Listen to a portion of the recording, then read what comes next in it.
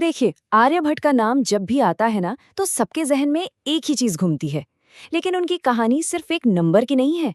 आज हम उस जीनियस की कहानी जानेंगे जो जीरो की खोज से कहीं कहीं आगे थे। अच्छा, एक सवाल पूछते हैं। अगर किसी से पूछा जाए कि आर्यभट्ट ने क्या खोजा था, तो ज्यादातर लोगों का जवाब क्या होगा? ये एक ऐसा सवाल है जिसका जवाब शायद हम सब ने स्कूल में रटा है। हाँ, बिल्कुल सही सोचा। शून्य, जीरो। यही उनकी सबसे मशहूर खोज मानी जाती है, जिसने मैथ्स की दुनिया को हमेशा हमेशा के लिए बदल कर रख दिया। पर क्या हो अगर ये कहा जाए कि शून्य तो बस एक पड़ाव था, बस एक शुरुआत। असल में आर्यभट्ट की विरासत सिर्फ जीरो तक ही सीमित नहीं है, बल्कि इससे कहीं ज्यादा बड़ी और गहरी है। तो सवाल ये है कि उनकी असली विरासत थी क्या? तो आर्यभट्ट के काम को समझने के लिए हमें उनके लिखे ग्रंथों में झांकना पड़ेगा। अब देखिए, उन्होंने अपने जीवन में कई ग्रंथ लिखे, लेकिन वक्त के साथ उनमें से ज्यादातर कहीं खो गए। उनके 3 बड़े ग्रंथ माने जाते हैं: आर्यभट्टीय, आर्य सिद्धांत और अलग। लेकिन इनमें से सिर्फ एक ही आज हमारे पास मौजूद है। जो आर्य सिद्धांत था, जिसमें एस्ट्रोनॉमिकल कैलकुलेशंस थीं, वो वक्त के साथ गुम हो गया, और अलग के बारे में तो नाम के सिवा कुछ पता ही नहीं है। तो जो एक ग्रंथ हम तक पहुंचा है वो है आर्यभट्टीय, और ये कोई मामूली किताब नहीं है। जरा सोचिए, मैथ्स और एस्ट्रोनॉमी का पूरा ज्ञान सिर्फ 121 श्लोकों में समेट दिया गया, और वो भी आज से लगभग 1500 साल पहले। अब सवाल उठता है कि ये हुआ कैसे? दरअसल संस्कृत भाषा की ये खूबी ही है कि इसमें कम से कम शब्दों में बहुत गहरी बात कही जा सकती है। आर्यभट्ट ने इसी खूबी का इस्तेमाल करके ज्ञान का एक पूरा समंदर कुछ श्लोकों में भर दिया। ठीक है, ये तो समझ आ गया, लेकिन एक और बड़ा सवाल है।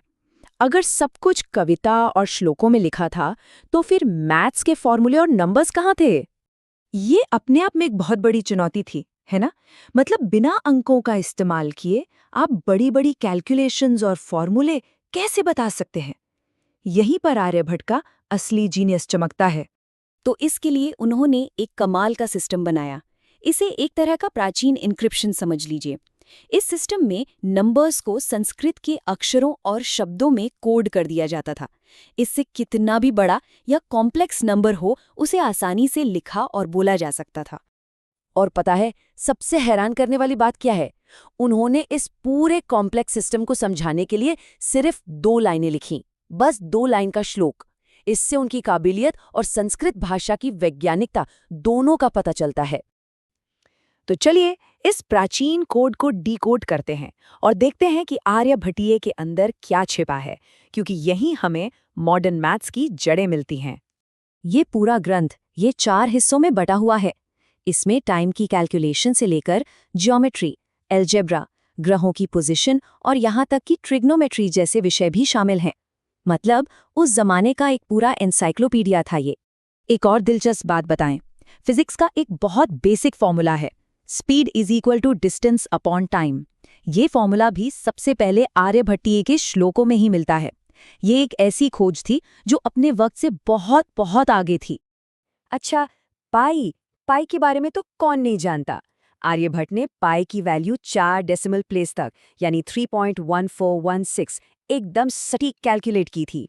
और कमाल की बात यह है कि वो ये भी जानते थे कि ये वैल्यू एक अनुमान है, एग्जैक्ट नहीं। यही नहीं, उन्होंने एक और कमाल का फॉर्मूला दिया, बिना पाई का इस्तेमाल किए किसी सर्कल का एरिया निकालना। उनका तरीका था, सर्कमफेरेंस को आधा करो और उसे रेडियस से मल्टीप्लाई कर दो।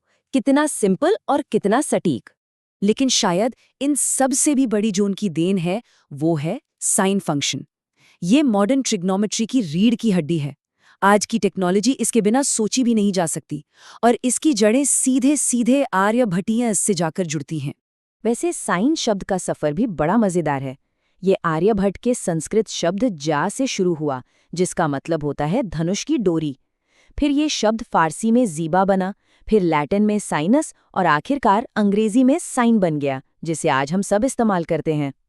तो जब हम इन सारी खोजों को एक साथ रखकर देखते हैं ना, तो ये बात एकदम साफ हो जाती है कि आर्यभट्ट की विरासत सिर्फ 0 तक सिमटी हुई नहीं थी।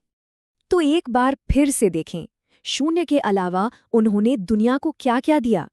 पाई की सटीक वैल्यू, ट्रिग्नोमेट्री का साइन फंक्शन, अलजेब्रा की नींव, सर्कल के एरिया और स्पीड के फॉर्मूले और नंबर्स को लिखने का एक बिल्कुल नया सिस्टम।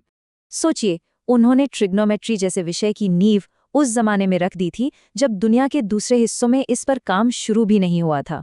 वो सच में अपने समय से सदियों आगे थे। और यही आर्यभट्टियों की सबसे बड़ी खासियत है। इसके हर एक श्लोक में कोई ना कोई बड़ी खोज या कोई आविष्कार छिपा है। ये उनकी प्रतिभा और उनके काम की गहराई को दिखाता है। ये सब हमें एक बड़े सवाल पर लाकर छोड़ देता है। अगर आर्यभट्ट के एक छोटे से ग्रंथ में इतना ज्ञान छिपा हो सकता है, तो दुनिया भर के प्राचीन ग्रंथों में और न जाने कितने राज दफन होंगे जो बस खोजे जाने का इंतजार कर रहे हैं।